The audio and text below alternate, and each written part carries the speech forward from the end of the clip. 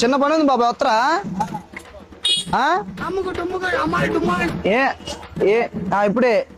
ఏందనుకున్నావు ఉన్నోళ్ళామా ఒక ఆమె చనిపోయింది ఆమెని మోసేయడానికను పడేసేయడానికి ఆమె ఎవరు లేరు అనాదామా కానీ డబ్బులు మాత్రం బల్లే ఉన్నాయి ఆమె కాడ ఏంటంటే ఏడ్చే వాళ్ళు కావాలి ఆమెకి అంటే జనాలా ఏడ్చే వాళ్ళు ఏడు బాబా ఏడు అమ్మా అమ్మా అమ్మా అమ్మా అమ్మా